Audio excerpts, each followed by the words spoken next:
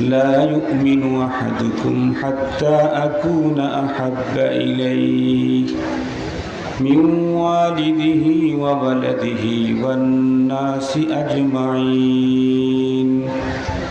صدق الله مولانا العظيم وصدق رسوله النبي الأمي الكريم، ونحن على ذلك لمن الشاهدين والشاكرين والذاكرين، والحمد لله رب العالمين. اللهم صل على سيدنا مولانا محمد وعلى آله وأصحابه وبارك وسلم. اللهم صل على محمد النبي الأمي وعلى آله وسلم تسليما. يا رب صل وسلم دائما أبدا على حبيبك خير الخلق كلهم. আজ 9 সেপ্টেম্বর 2024 সোমবার দিবাগত রাত তারাইল উপজেলা ইমাম ওলামা পরিষদের উদ্যোগে আয়োজিত সিরাতুন নবী সাল্লাল্লাহু আলাইহি ওয়াসাল্লাম মাহফিলের সদরে ইজলাস সম্মানিত সভাপতি মুআজ্জাজ হযরত বুজুর্গ উলামায়ে কেরাম, বিভিন্ন দ্বীনি মাদারিস থেকে আগত আজিজ তালাবা, দূর দারাজের বিভিন্ন এলাকা থেকে সমাগত সম্মানিত সুধী, সর্বপ্রথম মহান আল্লাহ পাকের দরবারে আলিশান লাখ কোটি শুকর যে রব্বে করিম বড় দয়া করে মায়া করে ভালোবেসে আমাদের হায়াতকে দীর্ঘায়িত করে আজকের এই মুহূর্ত পর্যন্ত সুস্থ সবল রেখে আকস্মিক বৃষ্টি বৈরী আবহাওয়াকে উপেক্ষা করে এখনো পর্যন্ত সিরাতুন নবী সাল্লাল্লাহু আলাইহি ওয়াসাল্লাম মাহফিলের বরকতপূর্ণ সামিয়ানার নিচে আমাদেরকে অবস্থান নেয়ার সুযোগ দিয়েছেন। এজন্য দিল থেকে মহান সত্তার শুকরিয়া আদায় করছি, আলহামদুলিল্লাহ। এমনিতেই তো আপনাদের প্রত্যেকের মনের মধ্যে এক প্রশান্তি এবং আনন্দ, সেটি হচ্ছে বিগত দিনগুলিতে দ্বীনি মাহফিল করতে চাইলে পারমিশন, অনুমতি, এটা ওইটা সেটা অনেক কিছুর প্রয়োজন হতো। এখন আলহামদুলিল্লাহ ওইগুলির আর প্রয়োজন নাই, বাধা নেই, আপাতত বাধা নেই। আমরা আল্লাহ পাকের কাছে দোয়া করব, আল্লাহ আমাদের এই ভূখণ্ডকে আগামী দিনের জন্য দিন ইসলাম প্রচারের আর কখনো যেন বাধা না আসে এমন একটি পরিবেশ তুমি তৈরি করে দাও।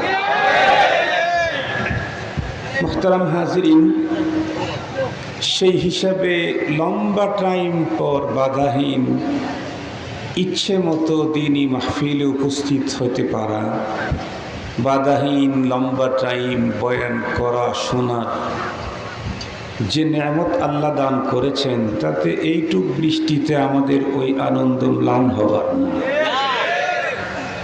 আলহামদুলিল্লাহ। অনেক লম্বা টাইম কথা আলোচনা করার প্রয়োজন নেই। আমার আলোচনার টাইম ছিল বাদাল মাগরিব, ঘোষণাও হয়েছিল। মূলত লম্বা টাইম আমি অ্যাক্সিডেন্টের পরে 9 মাস এদিকে আমার আশা হয় নাই। 9 মাসে অনেকটা ভুলেই গেছি যে কতক্ষণ, কয়েক ঘন্টা টাইম লাগবে আসতে। মাদ্রাসা থেকে কবলা জোহর বের হয়েছি, শহরে একটু কাজ ছিল, কাজ করে আসতে আসতে দেরি হয়ে গেছে। আপনাদের কাছাকাছি আসলে অতর্কিত কোনো রকমের ভূমিকা মোকদ্দমা ছাড়াই বৃষ্টি শুরু হয়ে গেল। তখন আমি ড্রাইভারকে বলতেছিলাম, যেহেতু লম্বা রাস্তা, অসুস্থ মানুষ আল্লাহ তাআলা নিয়ে আসলেন, আর এখানে এসে বৃষ্টির কবলে পড়লাম। আলহামদুলিল্লাহ, আল্লাহ তাআলা যেটা করেন সেটা বান্দার মঙ্গল।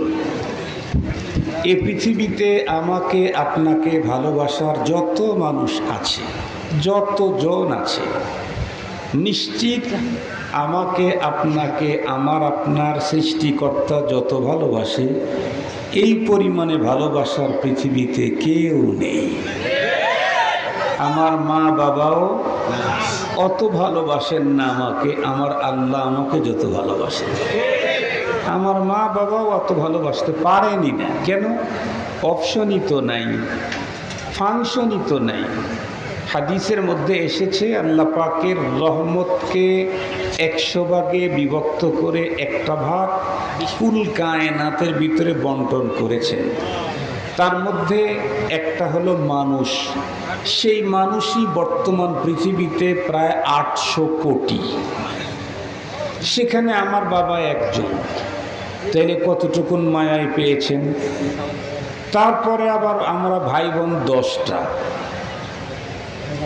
তাহলে আমার বাবা আমাকে কতটুকুন ভালোবাসা দিতে পারবেন। আর আমার রব আমাকে দয়া ভালোবাসা দেওয়ার জন্য 99 ভাগ মায়া নিজের কাছে রেখে দিয়েছে। এই জন্য আমাকে আমার রবের চাইতে বেশি ভালো কেউ বাসে না, বাসতে পারে না। এই জন্য আল্লাহ আমাদেরকে যে হালতে রাখেন আলহামদুলিল্লাহ। মনে থাকবে তো ইনশাআল্লাহ। এটা মুমিনের চরিত্র, মুমিনের গুণ। যদি কখনো মুমিন কোনো নেয়ামত প্রাপ্ত হয়, হামিদাল্লাহ ওয়া শাকার, তাহলে সে আল্লাহ পাকের প্রশংসা করে এবং শুকরিয়া আদায় করে। আর যদি কোনো ঝামেলায় পড়ে, হামিদাল্লাহ ওয়া সাবার, তাহলে তখনও আল্লাহ পাকের প্রশংসা করে আর ধৈর্য ধারণ করে। আল্লাহ পাক আমাদেরকে হার হালতে আল্লাহর প্রশংসা করার তৌফিক দান করুন। মুহতারাম হাজিরিন, সেই হিসাবে এতক্ষণে বয়ান শেষ হয়ে যাওয়ার কথা। আমি আপনাদের কাছ থেকে এক্সেস টাইম নিচ্ছি। এজন্য আমি চাইতেছি আধা ঘন্টা আলোচনা করব। আপনারা কি আধা ঘন্টা থাকতে পারবেন ইনশাআল্লাহ? বৃষ্টি হলেও গরম খুব বেশি, গরমের ভাব অনেক বেশি। আচ্ছা, দেখা যাক আল্লাহ তাআলা কতক্ষণ আমাকে আপনাদেরকে রাখেন। আমি কোরআনে হাকিম থেকে একখানা আয়াতে কারিমা তেলাওয়াত করেছি, আর নবী করিম সাল্লাল্লাহু আলাইহি ওয়াসাল্লামের জবানে মুবারকের একখানা বহুল পঠিত প্রসিদ্ধ হাদিসও পড়েছি। কোরআনে পাকের আয়াতের একটা অংশ আর হাদিসে পাককে নিয়েই আমার আজকের আলোচনা। আমরা বর্তমান যেই মাসটাতে আছি, এই মাসের আরবি নাম জানি কি? একটু জোরেই বলেন। রবিউল আউয়াল। রবিউল আউয়াল আরবি 12 মাসের অন্যতম একটা মাস। মুহররম, সফর, তারপরে কি? একটু জোরে বলেন। আরবি মাসের কয় নাম্বার এটা? 3 নাম্বার মাস। মুহতারাম হাজিরিন, রবিউল আউয়াল মাসের আজকে এখন 6 তারিখ। মাগরিবের আগে ছিল 5 তারিখ। আরবি মাসের তারিখ পরিবর্তন হয় বেলা ডোবার সাথে সাথে। এ কারণেই তো আমরা আগে তারাবি পড়ি, পরে রোজা রাখি, তাই না? যদি ইংরেজি তারিখের মতো 12টার পরে হয়তো চেঞ্জ, তাইলে আগে রোজা রাখা রাখতো, পরে তারাবি পড়া লাগতো। আমাদের আরবি মাসের তারিখ চেঞ্জ হয় কখন? বেলা ডোবার সাথে সাথে চন্দ্রের মাধ্যমে মাসের গণনা হয়। মুহতারাম হাজিরিন, সবগুলি মাসের নাম আমাদের জানা নাই। 12টা আরবি মাসের 12টা নাম অধিকাংশ মুসলমানের জানা নাই। ইংরেজি মাসের নামটা প্রায় লোক জানে, বাংলাটা কম জানে, আরবিটা আরও কম জানে। অথচ আরবি মাসের সাথে মুসলমানদের ইসলামের সম্পর্ক, দ্বীনের সম্পর্ক, ধর্মের সম্পর্ক। কোরআনে হাকিমে আল্লাহ তাআলা বলেন, ইন্না ইদ্দাতাশ শুহুরি ইনদাল্লাহি 12 শাহরা ফি কিতাবিল্লাহি ইয়াওমা খালাকাস সামাওয়াতি ওয়াল আরদ মিনহা আরবাআতুন হুরুম। আল্লাহ পাক বলেন নিঃসন্দেহে মাসের গণনা আল্লাহর কাছে কয়টা? 12টা। এই 12টা মাসের মধ্যে আল্লাহ তাআলা 4টা মাসকে বেশি মর্যাদা দিয়েছেন। মুহতারাম হাজিরিন, আমি সেই মর্যাদাপূর্ণ মাসের কথা বর্ণনা করব না, আমি আমার টার্গেটের দিকে অগ্রসর হতে চাই। এই 12টা মাসের মধ্যে সর্বাধিক মর্যাদাপূর্ণ মাস হলো 4টা। সেদিকে আমি যেতে চাচ্ছি না। আমার আলোচনা হলো মুসলমানদের ইসলামের বুনিয়াদ কয়টার উপরে যেন? 5টা। বুনিয়াল ইসলামু আলা খামস। এই ইসলামের বুনিয়াদ যে 5টা, তার ভিতরে একটা হলো লা ইলাহা ইল্লাল্লাহ। এটার পরে আর থাকে কয়টা? 4টা। 4টার ভিতরে 2টার সম্পর্কই হলো আরবি মাসের সাথে। ইসলামের 5 রুকুনের মধ্যে কালিমার পরে, ঈমানের পরে আর 4টা রুকুন। এই 4 রুকুনের 2টারই সম্পর্ক কিসের সাথে? আরবি মাসের সাথে। তার মধ্যে একটা হলো হজ্জে বাইতুল্লাহ। এটা কোন মাসের সাথে সম্পৃক্ত? আরবি। সে মাসের নাম জিল হজ। আর আরেকটা হলো রোজা, এটাও ইসলামের রুকুন। এটার সম্পর্ক আরবি মাসের সাথে। সে মাসের নাম রমাদানুল মুবারক। খুব ভালো করে বুঝবেন, রমাদানের সাথে রোজার সম্পর্ক ইংরেজি মাসের সাথে না, বাংলা মাসের সাথে না, আরবি মাসের সাথে। এই আরবি মাস যখন আসবে তখন বান্দার উপরে রোজা ফরজ হবে। সে যেখানেই থাকুক, মাস যখন আসলো তাকে রোজা পালন করতে হবে। আর হজ্জে বাইতুল্লাহ, এটার জন্য 2টা জিনিস নির্ধারিত, জায়গাও নির্ধারিত, সময়ও নির্ধারিত। শুধু সময় আসলেই হজ পালন করা যায় না, নির্ধারিত জায়গায় যেতে হয়। রমজান মাস আসলে আমেরিকা, লন্ডন, জাপান, জার্মান যেখানেই থাকুক রোজা পালন করার সুযোগ আছে। জিলহজ মাস আসলেই হজ পালন করার সুযোগ নাই, নির্ধারিত তারিখে নির্ধারিত জায়গায় গিয়ে হজ পালন করতে হয়।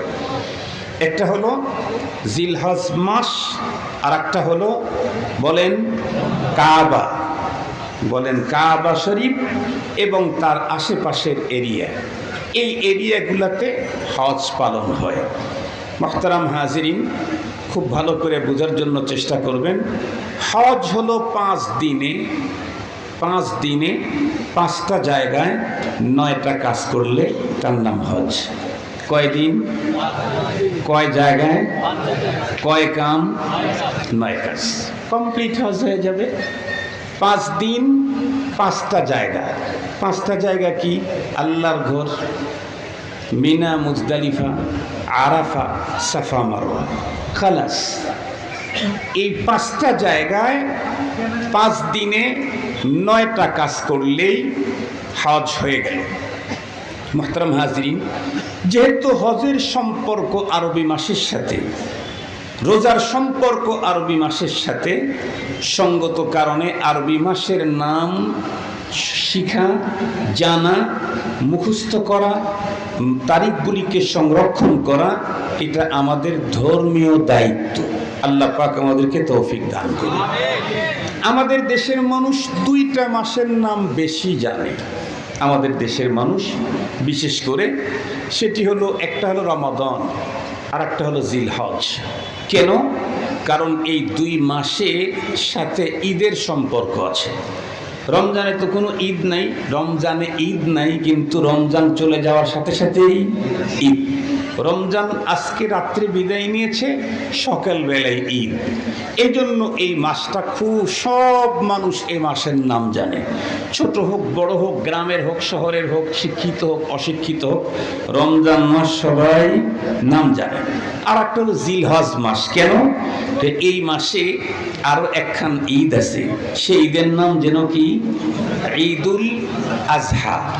এই রমজানের পরে যে ঈদ, সে ঈদের নাম ঈদুল ফিতর। আর জিলহজ মাসের 10 তারিখে যে ঈদ, সে ঈদের নাম ঈদুল আজহা। এই দুই ঈদের কারণে এই দুই মাসের নাম ম্যাক্সিমাম লোকেরা জানে। মজার বিষয় হলো অনেক বছর পরে এসে নতুন আরো একটা ঈদ আমাদের দেশের কোনো কোনো জায়গায় আমদানি হচ্ছে। সেই ঈদের নাম যেন কি? আরে এত শর্ট নাম বললেন কেন? ওরা এই ঈদের নাম সর্বপ্রথম শর্ট করে রেখেছিল মিলাদুন্নবী, ঈদে মিলাদুন্নবী, কিন্তু এই নামে কেউ পালন করে না। তখন কি করলো? একটু ডেকোরেশন করলো। দেখেন না, কোনো দোকান যদি ভালো না চলে তাহলে একটু ডেকোরেশন করে, যাতে কাস্টমারকে আকর্ষণ করার জন্য। তো ওরা নাম দিল কি? জশ্নে জুলুসে ঈদে মিলাদুন্নবী। এটা দিয়েও তেমন কোনো কাম হইল না। এখন শেষে আরো একটু ডেকোরেশন করছে, সেটা হলো সাইয়্যিদুল আয়াত শরীফ। সাইয়্যিদুল, সকল ঈদের সেরা ঈদ, সকল ঈদের সেরা ঈদ। আমদানি করছে কোন মাসে? রবিউল আউয়াল মাসে। আমদানি করলো কারা? যাদেরকে আমদানি করার পারমিশনে নেই তারা। আমদানি করার পারমিশন যাদের নাই তারা আমদানি করছে। যাদের আমদানি করার পারমিশন নাই তারা যদি আমদানি করে তাহলে এটারে ভালো কারবারি বলে না চোরা কারবারি বলে? একটু ভালো করে বুঝে শুনেই বলবেন, ভালো কারবারি বলে না চোরা কারবারি বলে? চোরা কারবারি যারা করে তারা তো ভদ্র মানুষ। আর একটু জোরে বলেন। এখন কথা হলো, আপনারা বলতে পারেন হুজুর তাহলে কি ঈদ আমদানি করার অনুমতি কারো ছিল? ঈদ বলতে না, ইসলামের মধ্যে প্রয়োজনে কিছু আমদানি করার পারমিশন ছিল, এটা হাদিসে পাকের মধ্যে আছে, কিন্তু সেটা আমার না, সেটা আপনারও না, সেটা যারা ঈদে মিলাদুন্নবী আমদানি করছে তাদেরও না। তাহলে কাদের? সেটা হলো আল্লাহ পাকের রসুলের সাহাবী খোলাফায়ে রাশেদার। কাদের আমদানি করার পারমিশন আছে? কথা বলেন না কেন? আল্লাহ পাকের রসুল বলেন খোলাফায়ে রাশেদার, আলাইকুম বিসুন্নতি ওয়া সুন্নাতিল খোলাফাইর রাশিদিন আল মাহদিয়িন। তোমাদের প্রত্যেকের জন্য আমি রাসূলুল্লাহর সুন্নত যেমন অবশ্য পালনীয়, ঠিক তদ্রূপ আমার খোলাফায়ে রাশেদার কেউ যদি কোনো সুন্নত আমদানি করে তাহলে সেটাও তোমাদের জন্য আমার সুন্নতের মতোই অবশ্য পালনীয়। তাহলে বিশ্বনবী ছাড়াও ইসলামী শরীয়তে সুন্নত আমদানির পারমিশন পেয়েছেন কারা? খোলাফায়ে রাশেদা। কথা বলেন কারা? সেই পারমিশন পেয়েই তো আমাদের ইসলামের মধ্যে ওনারা কিছু সুন্নত আমদানি করেছেন। কেমন? যেমন জুমার দিনে 2 আজান। বলেন জুমার দিনে, কথা বলেন জুমার দিনে, জুমার নামাজের জন্য 2 আজান। বিশ্ব নবীজির যুগে এই আমদানিটা ছিল না। নবীজির যুগে জুমার নামাজে 1 আজান হতো। এটা সাহাবী আল্লাহ পাকের পক্ষ থেকে নবীজির জবানে তাদেরকে পারমিশন দেওয়া হয়েছে, আলাইকুম বিসুন্নতি ওয়া সুন্নাতিল খোলাফা, আমার সুন্নত আর আমার খোলাফায়ে রাশেদার সুন্নত। তারা যদি কোনো সুন্নত আমদানি করে এটা তোমাদের জন্য অবশ্য পালনীয়। এই জন্য সাহাবায়ে কেরাম এটাকে আমদানি করেছেন। একজন শুরু করছেন আর গুলা এটাকে সাপোর্ট করেছেন। এ কারণেই তাম পৃথিবীর সব জায়গাতে এখন জুমার দিন জুমার নামাজের আজান কয়টা হয়? 2টা হয়। নবীজির যুগে কয়টা হয়েছে? 1টা হয়েছে। নবী আলাইহিস সালামের যুগে তারাবির নামাজ জামাতের সাথে কন্টিনিউ 20 দিন জামাতের সাথে 20 রাকাত করে নামাজ নবীজির যুগে হয় নাই। পরবর্তী সময়ে নবী যাদেরকে পারমিশন দিয়ে গেছেন তাদের মধ্যেই অন্যতম একজন খোলাফায়ে রাশেদার, উনি এটাকে আমদানি করেছেন। কিসের বলে? নবী আল্লাহর পক্ষ থেকে দেওয়া পাওয়ারের বলে, সার্টিফিকেটের বলে, পারমিশনের বলে 20 রাকাত তারাবি আমদানি করলেন। সমস্ত সাহাবী এই আমদানিটাকে মেনে নিলেন। তাম পৃথিবীর ম্যাক্সিমাম জায়গাতে, বিল খুসুস মক্কা মদিনা হারামাইন শরীফাইনে সেই যুগ থেকে 20 রাকাতের তারাবি শুরু হয়েছে, এখনো পর্যন্ত চালু আছে। মুহতারাম হাজিরিন, তাহলে ইসলামের মধ্যে কোনো কিছু আমদানি করার পারমিশন ছিল কাদের? খোলাফায়ে রাশেদার।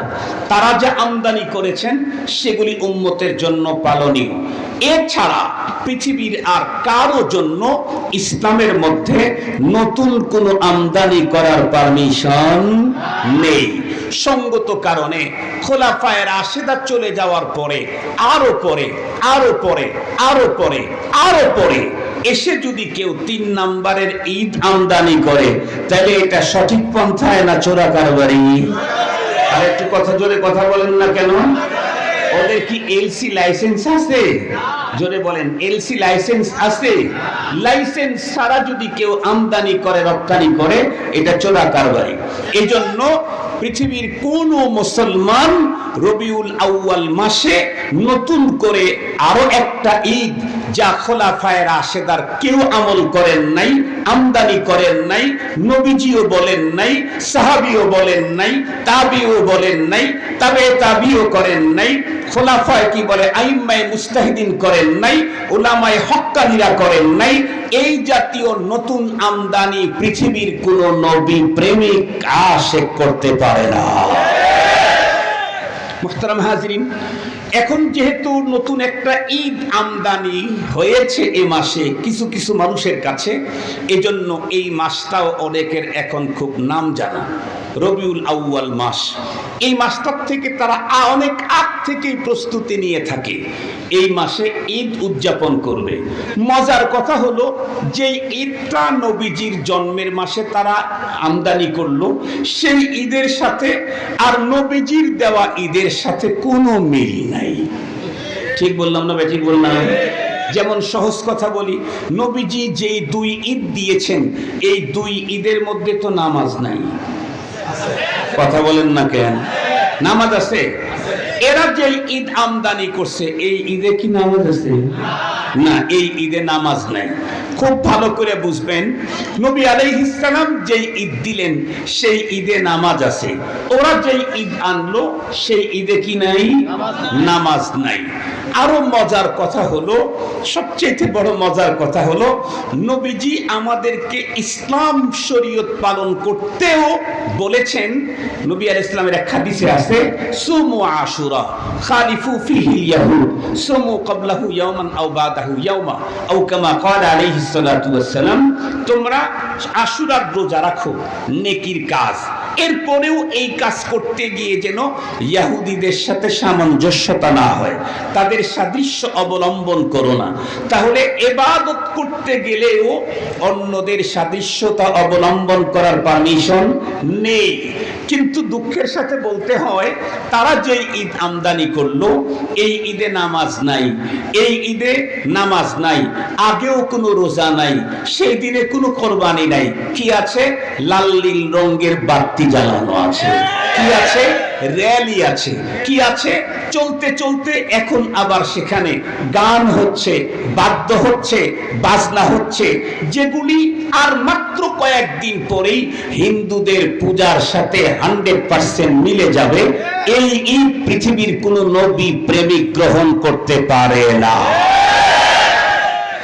খুব ভালো করে বুঝবেন কথাগুলি। রবিউল আউয়াল মাস মহানবী সাল্লাল্লাহু আলাইহি ওয়াসাল্লামের জন্মগ্রহণ করার মাস। আমাদেরকে অনেকে বলে আমরা নাকি ওয়াহাবি, আমরা কি নবীজির মিলাদ মানি না। একেবারে পৃথিবীতে যদি স্ট্যান্ডার্ড কোনো ডাহা মিথ্যা কথা থাকে, তার মধ্যে এটা একটা ডাহা মিথ্যা কথা। বলেন তো দেখি, নবীকে নবী মানতে চাইলে তার জন্ম মানা ছাড়া তার ব্যক্তি মানবো কেমনে? মিলাদুন নবী মানে নবীজির জন্ম। কথা বলেন না কেন? মিলাদুন নবী মানে নবীজির জন্ম। আমি যদি নবীজির জন্মই না মানি, তাহলে নবীজির কর্ম আমি আমল করব কেমনে? সুন্নতের উপরে চলবো কেমনে? নবীজির জন্মই মানলাম না, উনি জন্মই নিলেন না, সেটাই মানলাম না, তাহলে ওনার কর্ম ধরবো কেমনে? তাহলে আমরা মিলাদুন নবী মানি না, এই কথাটা হলো পৃথিবীর সবচেয়ে সেরা, জঘন্যতম, ভয়ঙ্কর এক মিথ্যা কথা। নিঃসন্দেহে আমরা নবীজির জন্ম মানি, 100 বার মানতে হবে, তারপরেই তো নবী মানছি, তারপরেই তো নবীর সুন্নতের উপরে চলি। মুহতারাম হাজিরিন, নবীজির জন্ম উপলক্ষে ঈদ মানি না। কি মানি না? কথা বলেন। নবীজির জন্ম উপলক্ষে ঈদ মানি না। কেন মানি না? মানি না হলো এই কারণে যে আমি আর আপনি যদি রসুল প্রেম দেখাই তাহলে এটা আল্লাহর দরবারে কবুল হবে না। আমি দ্বীনের ব্যাপারে আমি কাকে মডেল মেনে চলবো? কোরআনে হাকিম আল্লাহ তাআলা বলেন, ফাইন আমানু বিমিথলি মা আমানতুম বিহি ফাকাদ ইহতাদাউ। আর আয়াতে আল্লাহ তাআলা বলেন, ওয়া ইযা কিলা লাহুম আমিনু কামা আমানান নাস।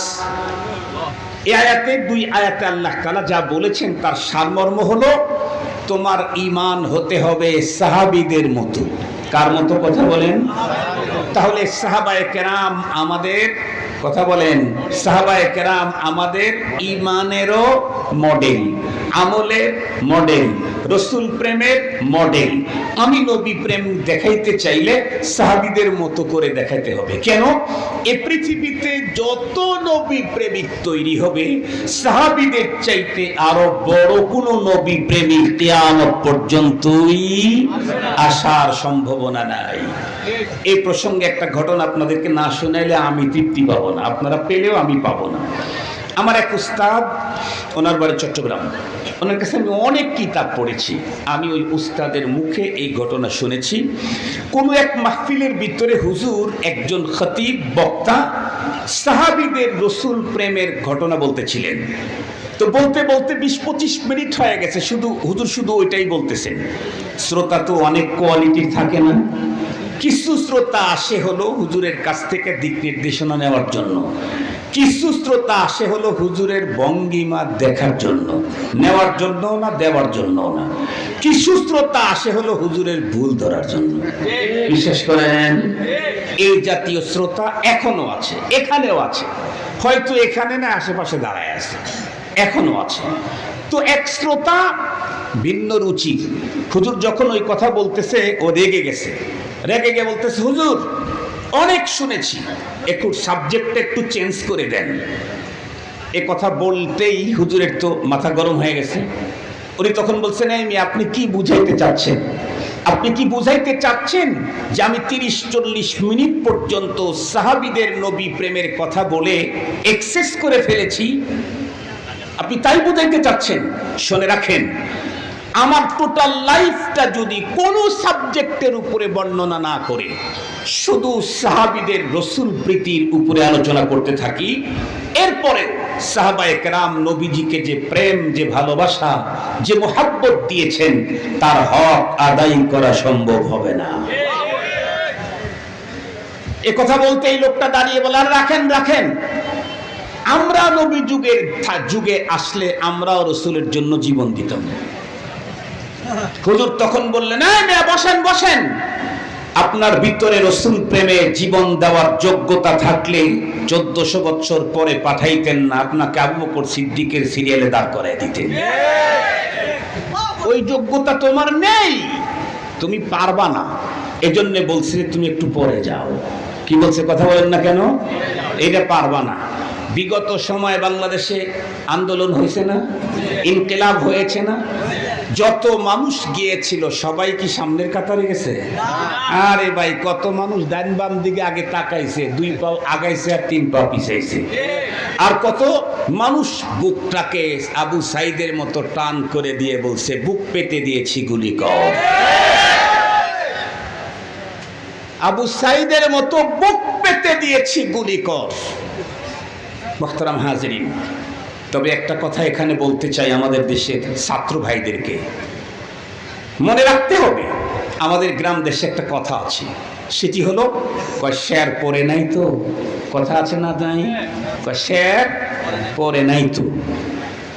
একটা শের পুঁততে 16টা ছটাক লাগে। কয়টা ছটাক লাগে? ছটাক চিনেন নাকি? কেজির যুক্ত ছটাক নাও চিনতে পারেন। এক শের পূরণ হইতে 16টা ছটাক লাগে। প্রথমে একজন 500 টাকা দিয়ে গেছে, ওজন করলে কি 100 হবে না? এরপরে আরেকজন 500 টাকা দিয়েছে, ওজন করলে কি 100 হবে না? এরপরে আরেকজন 500 টাকা দিয়েছে, এখনো ওজন করলে কি 100 হবে না? বাকি আছে কতটুকুন? 100 টাকা। পরে একজন নিয়ে এসে 100 টাকা দিয়েছে, এখন কি হয়ে গেছে? এই এরপরের 100 টাকা দিয়ে 100 হয়েছে। তার মানে কি এই 100 টাকা কি 1600 টাকা না তার আগেরও আরো 100 টাকা আছে? কয়টা আছে? আরো জোরে বলেন কয়টা? মনে রাখতে হবে, একদিনের রক্ত দিয়ে পোল্ট্রি খায় নাই ওই শাপলা, ওই শাপলা, ওই বিডিআর বিদ্রোহ, কি বিদ্রোহ, এরপরে 23-22 আরো কত রক্তের পরে শের পুষছে হলো 4 তারিখে। এজন্য প্রত্যেককেই মর্যাদা দিতে হবে, প্রত্যেককে মর্যাদা দিতে হবে। এদেশের একজন সাধারণ জনগণ, একটা ঘরের গৃহিণী, আমার মা, আমার বোন, তারও এই আন্দোলনে অবদান আছে। ঘর থেকে বের হয়ে এসেছে, ছোট বাচ্চা লজেন্স চুষে যে তাকেও বের করে নিয়ে আসছে, ওর অবদান আছে। বিশ্ব যে এই বিগত সময় আমাদেরকে সাপোর্ট করেছে, এই জাতীয় দৃশ্যগুলি বিশ্ব দেখেছে নিজের চোখে। মুহতারাম হাজিরিন, এটা একটা কথা বললাম আর কি, এটা যাদের বোঝার তারা বুঝে নিলে আলহামদুলিল্লাহ। মুহতারাম হাজিরিন, যে কথাটা আমি আপনাদের খেদমতে বলতে চাচ্ছি, রাসূল করিম সাল্লাল্লাহু আলাইহি ওয়াসাল্লাম সাহাবীদের ভিতরে যদি ওই বানের উম্মত থাকতো, হুজুর বলছেন, তাহলে আল্লাহ পাক তোমাকে ওই কাতারে পাঠায়া দিত, এখন না। লোকটি তখন বকবক করতে করতে উঠে চলে গেল। ও তো চলে গেছে, হুজুর হুজুরের মতো বয়ান করছে, বয়ান শেষে হুজুরও চলে গেছেন। রাত্রের বেলায় গিয়ে ঘুমাইছে, ঘুমের ঘরে স্বপ্ন দেখে মুহাম্মদুর রাসূলুল্লাহ সাল্লাল্লাহু আলাইহি ওয়াসাল্লাম। ওই বাঁকা লোকটা স্বপ্ন দেখছে, ওই টেরা লোকটা স্বপ্ন দেখেছে, কিন্তু স্বপ্ন দেখলে কি হবে, ওর কপাল পুড়ে গেছে। আমার উস্তাদ বলেন, বাঁকা লোকটি স্বপ্ন যোগে দেখতেছে সে এবং জনাবে মুহাম্মদুর রাসূলুল্লাহ সাল্লাল্লাহু আলাইহি ওয়াসাল্লাম বিশাল উঁচু এক পাহাড়ের চূড়ায়। শুধুমাত্র নবীজি আর সে তাই না, সেখানে পয়গম্বরের একজন সাহাবীও আছেন। টম টম চিনেন নাকি? ঘোড়ার গাড়ি আপনারা দেখেছেন, ঘোড়ার গাড়ি। ঘোড়ার গাড়িটা কেমনে, কোন কায়দায় ওখানে পয়গম্বর নিচের দিকে নামতে চান। ঘোড়ার গাড়ির মালিক বললেন, রহমতে আলম সাল্লাল্লাহু আলাইহি ওয়াসাল্লাম, আমার প্রাণাধিক প্রিয় নবীজি, আমার ঘোড়ার গাড়ির উপরে উঠে বসেন, আমি আপনাকে গাড়িতে করে নিচে নামায় দেব। পয়গম্বর যখন বসলেন, পয়গম্বর আরো 2 জনকে ডেকে নিলেন, তার ভিতরে ওই বাঁকা লোকটাও ছিল। 4 জনে মিলে পথ চলা শুরু করলো, 3 জন প্যাসেঞ্জার, 1 জন ড্রাইভার। উপরের দিক থেকে বন্ধুরা আমার নিচের দিকে নেমে আসতেছে ঘোড়ার গাড়ি। আপনারা দেখবেন উপর থেকে নিচের দিকে নামতে থাকলে পা কিন্তু ব্রেকে রাখতে হয়, নিজে হাঁটতে থাকলেই পা ব্রেক দিয়ে রাখতে হয়। একটু যদি জোরে হাঁটতে চেষ্টা করা হয় তাহলে মুহূর্তের ভিতরেই উপর হয়ে পড়ে যায়। আল্লাহর বান্দা, ঘোড়ার গাড়ির ব্রেক হলো তার লাগাম, লাগামটা টেনে ধরে ধীরে ধীরে উপর থেকে নিচের দিকে আসতেছে। হঠাৎ করে লাগাম যখন ছিঁড়ে গেল, গাড়ি তখন নিয়ন্ত্রণহীন চলতেছে। গাড়ির মালিক পেরেশান হয়ে গেলেন। এই অবস্থায় নিচের দিকে নামতে থাকলে তো যে কোনো মুহূর্তে অ্যাক্সিডেন্ট হবে। রহমতে আলম সাল্লাল্লাহু আলাইহি ওয়াসাল্লাম গাড়ি থেকে পড়ে গেলে আঘাতপ্রাপ্ত হয়ে যেতে পারবেন। পেরেশান সে তখন বলতেছে, ভাই বাঁকা লোকটাকে, ভাই একটা কাজ করো, বলে কি তুমি একটু লাফ দিয়ে তোমার বডিটাকে গাড়ির এক চাক্কার নিচে দিয়ে দাও, বডির সাথে চাক্কা লেগে গাড়িটা থেমে যাবে।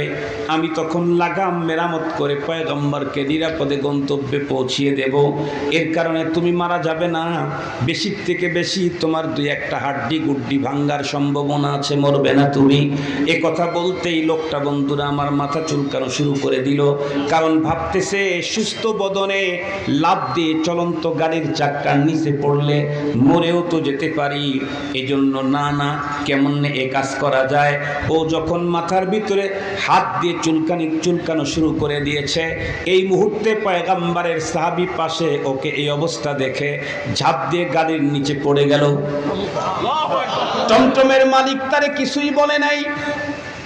সাহাবী ওর কন্ডিশন দেখে নিজের থেকে ঝাঁপ দিয়ে গাড়ির নিচে পড়ে চাক্কাটা তার শরীরের সঙ্গে ব্রেক করা যখন দিয়েছে তখন ধাক্কা খেয়েছে গাড়ি। অমনি ওর ঘুম ভেঙে গেছে। ঘুম ভাঙ্গার পরে বলুন তো দেখি, এই স্বপ্নের তাবির জানার জন্য কোনো বড় মুফতি মুহাদ্দিসের দরকার আছে না? এমনি বোঝা যায়। আল্লাহর বান্দা বাকালক ঘুম ভাঙ্গার পরে কান্না শুরু করলো, হায় আল্লাহ, রহমতে আলমকে জীবনে জীবদ্দশায় দেখি নাই, স্বপ্ন যোগে পয়গম্বরকে পাইলাম, স্বপ্ন যোগেও আমি আমার পয়গম্বরের খেদমতের জন্য এতটুকুন কাজ করতে পারলাম না, আমার তো নসিব খারাপ, কপাল পোড়া। আর ঘুম হয় না। ফজরের পরে আল্লাহর বান্দা পথ চলে এলো যেখানে মাহফিল। হুজুর তো ফজরের পরেই রওনা করে চলে গেছেন, তখন তো মোবাইল ফোন এগুলি ছিল না। জিজ্ঞাসা করলে হুজুর কই, বলে উনি তো নাই, চলে গেছেন। বাড়ি কোথায়? অমুক জায়গায়। পাগলের মতো আল্লাহর বান্দা পথ চলা শুরু করলো। এক পর্যায়ে যাইতে হুজুরের বাড়ি পর্যন্ত যাওয়ার পরে হুজুর যখন বেরিয়ে আসছে, হুজুরের তো আর মনে রাখেন নাই রাত্রের বেলায় শ্রোতার সঙ্গে কি ঘটনা ঘটেছে, এইটা তো আর মনে রাখার জিনিস না। উনি মনে রাখেন নাই। আল্লাহর বান্দা বাহিরে আসা মাত্র হুজুরের পায়ের উপরে পড়ে কান্দে আর ডেকে বলে, হুজুর আমারে ক্ষমা করে দিন। হুজুর বলে, ক্ষমার কি কথা, কিছুই তো বুঝতেছি না আমি। লোকটি তখন ডুকরে কেঁদে উঠে বলে, আমারে চিনেন না, আমি তো ওই তেরা লোকটা গতকাল রাত্রে যখন পয়গম্বরের সাহাবীদের রসুল প্রেমের উপরে আলোচনা করতেছিলেন, তখন আমি তো আপনার উল্টা ধরেছিলাম। তো কি হয়েছে হুজুর, আপনি আগে আমাকে ক্ষমা করেন। হুজুর বলে, কি হয়েছে বলো। কমপ্লিট ঘটনা যখন খুলে বলল, হুজুর কান্দে, লোকটাও কান্দে, হুজুরের পা ধরে কান্না করে ডেকে বলে, হুজুর ক্ষমা করে দিন। আল্লাহর বান্দা আলেম ডেকে বলে, আমি ক্ষমা করলে তো হবে না, কারণ তুমি তো আমার সঙ্গে বেয়াদবি করো নাই, তুমি তো বেয়াদবি করেছো এমন এক মহান জামাতের একজন মানুষের সঙ্গে, যেই জামাতের ব্যাপারে রব্বুল আলামিন কোরআনে কারিমে ডজন আয়াত নাযিল করেছেন। রব্বুল আলামিন যেই জামাতের ব্যাপারে বলেন, যেই জামাতের ব্যাপারে স্বয়ং আল্লাহ পাক রব্বুল আলামিন স্পষ্ট কোরআনে হাকিমের ভিতরে ইরশাদ করেন, যেই সমস্ত মানুষগুলি আমার পয়গম্বরের সাহাবী, আস-সাবিকুনাল আউয়ালুনা মিনাল মুহাজিরিন ওয়াল আনসার ওয়াল্লাযীনা ইত্তাবাউহুম বিইহসান রাদিয়াল্লাহু আনহুম ওয়া রাদু আন, রাদিয়াল্লাহু আনহুম ওয়া রাদু আন ওয়া আ'আদ্দা লাহুম জান্নাতিন তাজরি তাহতাহাল আনহার। একজন কবি বড় চমৎকার কথা বলেছেন, দুরফেশানি নে তেরে কতরু কো দরিয়া কর দিয়া, দিল কো রোशन कर दिया, आंखों को बीना कर दिया, खुद न थे जो राह पर, खुद न थे जो राह पर, आलम के हादी बन गए, क्या नजर थी जिसने मुर्दू को मसीहा कर दिया। সেই পুত পবিত্র জামাত যাদের ব্যাপারে রব্বে কারীম নিজেই বলেন, উলাইকাল্লাযীনা ইমতাহানাল্লাহু কুলুবাহুম লিত্তাকওয়া, এরা তো এমন একটা জামাত, যেই জামাতের ব্যাপারে রব্বে কারীম তামাম পৃথিবীর মানুষকে স্পষ্ট বলে দিয়েছেন, ফাইন আমানু বিমিথলি মা আমানতুম বিহি ফাকাদ ইহতাদাউ। এরা তো এমন এক জামাত, যেই জামাতের ব্যাপারে রব্বে কারীমের চূড়ান্ত ঘোষণা, ওয়া ইযা কিলা লাহুম আমিনু কামা আমানান নাস, আল্লাহ পাক যাদেরকে কিয়ামত পর্যন্ত আনেওয়ালা মানুষের জন্য ঈমানের মডেল ঘোষণা করেছেন, তাদের সঙ্গে তুমি বেয়াদবি করেছো, আমার কাছে ক্ষমা নিয়ে লাভ নাই। তুমি সাহাবায়ে কেরামের সঙ্গে বেয়াদবি করেছো, পবিত্র কাফেলা মাসুম ওস্তাদকে মাহফুজ শাগিরদে হযরতে সাহাবায়ে কেরাম রিদওয়ানুল্লাহি তাআলা আলাইহিম আজমাইন তাদের সঙ্গে বেয়াদবি করেছো, ক্ষমা তাদের কাছ থেকে তুমি না নিলে আমি ক্ষমা করার কোনো তরজমা নাই। আমি যে কথাটা আপনাদেরকে বুঝাবার জন্য এই ঘটনাটা মূলত বললাম, সেটি হলো এই পৃথিবীতে কিয়ামত পর্যন্ত যত আশিকে রাসূল তৈরি হোক, অনেক আশিকে রাসূল আসবে, নবীর জন্য জীবন দিবে, নবীর জন্য জীবন দেবে, যার জ্বলন্ত প্রমাণ 2013-তেও বাংলাদেশের শাপলা চত্বরে দেখা দিয়েছে। বাংলাদেশে রাসূল প্রেমের রক্তের নজরানা আজ পর্যন্ত দিচ্ছে, যতদিন পর্যন্ত পৃথিবীর আকাশে সূর্য উদয় হবে অস্ত যাবে, ততদিন পর্যন্ত নবীর জন্য জীবনকে নজরানা করার লক্ষ কোটি আশিক তৈরি হবে। তাই বলে আবু বকরের মতো আশিক আর পাওয়া যাবে না, ফারুক আজমের মতো আশিক আর কখনো, কথা বলেন না কেন, আসবে না। হযরতে আবু হুরায়রা রাদিয়াল্লাহু তাআলা আনহুর মতো আশিক আর হবে না। জীবন দেওয়ার আশিক বহু তৈরি হবে, মাগার উসমান আলীর মতো মানুষ, কথা বলেন না, একটু আওয়াজ করেন, আসবে না। আমি যে কথাটা আপনাদের খেদমতে বলতে চাই সেটি হলো সাহাবায়ে কেরাম এমনই এক জামাত যাদের ব্যাপারে সেই যুগের নাম করা মুশরিক পত্তকলিকেরাই কথা বলতো যে আমরা পৃথিবীর ইতিহাসে মুহাম্মদ সাল্লাল্লাহু আলাইহি ওয়াসাল্লামের অনুসারীরা তার জন্য যে জান ফেদা করনে ওয়ালা, এমনটি পৃথিবীর ইতিহাসে অতীতে কখনোই শুনি নাই, জানি নাই।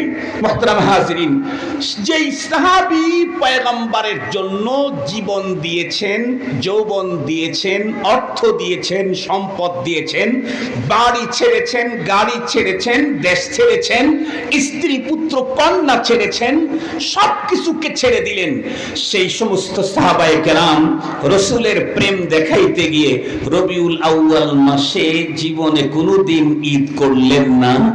আর আমি যদি 1400 বছর পরে এসে নবীজির জন্ম উপলক্ষে ঈদ করি, তাহলে কি রাসূল প্রেম দেখানো হবে? আর একটু জোরে বলেন, হবে কি? না না না, কখনোই রাসূল প্রেম দেখানো হবে না। রাসূল প্রেম দেখাইতে চাইলে সাহাবীদের মতো করে দেখাতে হবে। সাহাবায়ে কেরাম নবী প্রেম প্রকাশ করেছেন দুইটা পদ্ধতিতে, আমাদেরকেও রাসূল প্রেম প্রদর্শন করতে হবে দুই পদ্ধতিতে। কথা বলেই শেষ করে দিচ্ছি। একটা হলো নবীজির ব্যক্তির মহব্বত, আর একটা হলো নবীজির ব্যক্তিত্বের মহব্বত। নবীজির ব্যক্তিত্ব, এই উভয়টাকে আমাদের জীবনের চাইতে বেশি ভালোবাসা দিতে হবে। আর নবীজি যে মিশন নিয়ে এসেছেন, সেই মিশনের উপরে আমরা আমাদের জীবনকে পরিচালিত করতে হবে, তাহলেই প্রকৃত আশিকে রাসূল হওয়া যাবে। মনে থাকবে তো ইনশাআল্লাহ। আজকে পৃথিবীতে নবীর ব্যক্তি নাই। নবী ব্যক্তি কি পৃথিবীতে আছেন, কিন্তু নবীজির ব্যক্তিত্ব আছে না নাই? কথা বলেন, আছে না নাই?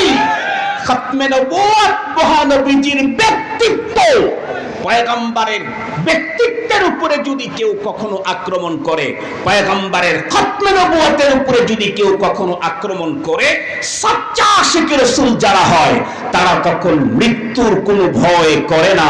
কারণ আল্লাহ কোরআনে অপশন দিয়েছেন, কুল ইন কানা আবাউকুম ওয়া আবনাউকুম ওয়া ইখওয়ানুকুম ওয়া আজওয়াজুকুম ওয়া আশীরাতুকুম ওয়া আমওয়ালুন ইকতারাফতুমুহা ওয়া তিজারাতুন তাখশাউনা কাসাদাহা ওয়া মাসাকিনু তারদাউনাহা আহাব্বা ইলাইকুম মিনাল্লাহ ওয়া রাসূলিহি ওয়া জিহাদিন ফি সাবিলি ফাতারাব্বাসু হাত্তা ইয়াতিয়াল্লাহু বিআমরি ওয়াল্লাহু লা ইয়াহদিল কওমাল ফাসিকিন যালিমিন। খুব ভালো করে কথাগুলি বুঝবেন, শুধু তর্জমা করলেই আমার অতীতের আলোচনাটা খুব ভালো করে বুঝে আসবে। আল্লাহ তাআলা বলেন, ওগো রাসূল আপনি বলেন, লাউ ইন কানা আবাউকুম, যদি হয় তোমাদের আব্বা আম্মা, আবনাউকুম ছেলে সন্তান, ইখওয়ানুকুম ভাই বোন, আজওয়াজুকুম স্ত্রী, এরপরে ওয়া আশিরাতুকুম তোমাদের ফ্রেন্ড সার্কেল, তোমাদের সার্কেল আত্মীয় স্বজন, ওয়া আমওয়ালুন ইকতারাফতুমুহা যেই সম্পদ তুমি জমা করেছো, ওয়া তিজারাতুন তাখশাউনা কাসাদাহা যেই ব্যবসায় মন্দার আশঙ্কা করো, ওয়া মাসাকিনু তারদাউনাহা তোমার সবচেয়ে প্রিয় ঘর যেটা এদেশের জনগণের টাকা লুণ্ঠন করে বেগম পাড়ায় বানাইছো। আছে না নাই? লাভ হয়েছে না লস হয়েছে? আরেকটু জোরে বলেন, লাভ হয়েছে না লস হয়েছে? হাজার হাজার কোটি টাকার মালিক শেষ পর্যন্ত পালানের আগে দাড়িও চাচ্ছে, মোছও চাচ্ছে, মাথার চুলগুলা কালো করছে। লাভ হইল কিছু? কথা বলেন না কেন? লাভ হইল কিছু?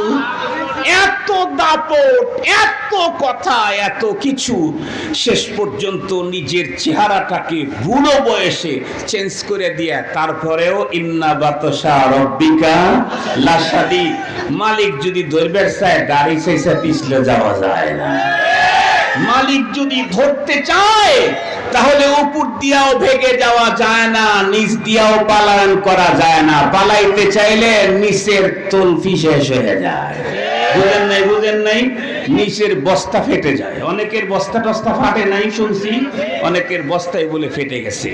রব যদি ধরে সব মিলেও রক্ষা করার কোনো যোগ্যতা কারো নাই। তবে এখান থেকে সবক নিতে হবে আমাদের। অতীতের যারা জুলুম করেছে রবের ধরা খেয়েছে, আমরা যদি আবার জুলুম করি রব আছে না নাই? আরো জোরে বলেন, আছে না নাই? তাহলে আমিও কিন্তু এই জাতীয়, আমারও প্যাকেট ফেটে যাবে আমিও যদি জুলুম করি। এই জন্য আমরা কখনো জুলুম করবো না ইনশাআল্লাহ। আমরা জীবনেও কোনো জালেমের পক্ষ নেব না। পারলে মজলুম হব, পারলে মজলুম হব, কখনোই জালেম হতে যাব না। আয-যুলমু যুলমাতু ইয়াউমাল কিয়ামা। লম্বা কথা, সেটা বলতে চাই না। আল্লাহ তাআলা বলেন, তোমাদের পিতামাতা, তোমাদের সন্তান, তোমাদের ভাই বোন, তোমাদের স্ত্রী, তোমাদের কি বলে সম্পদ, তোমাদের ব্যবসা এবং তোমাদের বসবাসের আকর্ষণীয় বাড়ি ঘর, এগুলি যদি আল্লাহ, রাসূলুল্লাহ এবং জিহাদ ফি সাবিলিল্লাহর চাইতে এগুলি যদি বেশি তোমার কাছে প্রিয় হয়, আল্লাহ বলেন ফাতারাব্বাসু, তাহলে দাঁড়াও। আপনাদেরকে একটা মিসাল দিলে বুঝবেন। আমরা আগে আব্বা বলছে একটা কাজ কর, সেটা করি নাই, বলছি স্কুলে যা, সেটাও যাই নাই। দুপুরের টাইমে আব্বা এসে দেখে যে খেলতেছি। আব্বা বাসায় এসে আমার জিজ্ঞেস করছে, ও কই? কই কই কি বলবো, ওকে তো অনেক ইয়া করলাম, তারা দিলাম, গেল না, ও দুই পাশে খেলতেছে, গিয়ে দেখেন গা। আম্মা যখন আব্বারে বলছে, আব্বা তখন লাঠি একটা হাতে নিয়ে গেছে, খেলার মজা দেখাই। যেই বুঝতে পারছি, অথবা আমি খেলাতেই আছি কিন্তু আর একজন বুঝতে পারছে যে আব্বা আসতেছে লাঠি নিয়ে, তো আস্তে করে খোঁচা দিয়ে বলে, এই তোর আব্বা লাঠি নিয়ে আসলো। যেই বলছে আব্বা লাঠি নিয়ে আসলো, কিসের খেলাধুলা, সব সাইডে দিয়ে জায়গা পিঠে দৌড়, বাবাও পিছনে পিছনে দৌড়। খানিক যাওয়ার পরে বাবা যখন দাঁড়াইছে পিছনে দেখে আমিও তখন দাঁড়াইছি। মনে আছে কি এই খেলার কথা? কি মনে আছে? বাবা তখন এক দুই পা হাঁটে, আমিও তখন জোরে, বাবার সাইডে একটু জোরে আবার হাঁটি। এরপরে বাবা দাঁড়া করে কি বলে, আয় দাঁড়া, বলে না? বলে না এই কথা? দাঁড়া, তার মানে কি আসলেই মিষ্টি খাওয়াবে। কথা বলেন না কেন? আরো জোরে বলেন, আসলে মিষ্টি খাওয়াবে? হ্যাঁ না, আসলে মিষ্টি খাওয়াবে না, যেটা আছে ওইটা দিবে, হাতের মধ্যে যা আছে। আল্লাহ পাক বলেন, যদি তোমার বাবা মার মোহাব্বত আল্লাহর চাইতে, রসুলের চাইতে বেশি হয়, তাহলে তুই দাঁড়া। পুরস্কার না পানিশমেন্ট? আরো জোরে বলেন, পুরস্কার না পানিশমেন্ট? হাত্তা ইয়াতি আল্লাহু বিআমরি ফাতারাব্বাসু, দাঁড়াও, ইয়াতি আল্লাহু বিআমরি, আল্লাহর আযাব এসে যাবে, গজব এসে যাবে। এই জন্য প্রত্যেকটি মুমিনের অন্তরে রসুল প্রেম থাকতে হবে, এবং সেটা হতে হবে পিতা মাতা সবার চাইতে কম। আরেকটু জোরে বলেন, সবচাইতে বেশি মোহাব্বত করতে হবে কাকে? তারপরে কাকে? রাসূলুল্লাহ। তারপরে কাকে? মাকে। বলেন তারপরে কাকে? সাহাবায়ে কেরামকে, দিনদারদেরকে, মাকে, বাবাকে সিরিয়ালি মোহাব্বত করতে হবে। তবে মোহাব্বত আর ভালোবাসা প্রমাণ করার পদ্ধতি হলো নবীজির ব্যক্তিত্ব এবং তার মিশনকে যারা মেনে চলবে, এটাকে অন্তরে ধারণ করবে, তারা হলো প্রকৃত আশিক রসুল। আল্লাহ আমাদেরকে খাঁটি আশিক রসুল হওয়ার তৌফিক দান করুন। ওয়া আখিরু দাওয়ানা আনিল হামদুলিল্লাহি রাব্বিল আলামিন।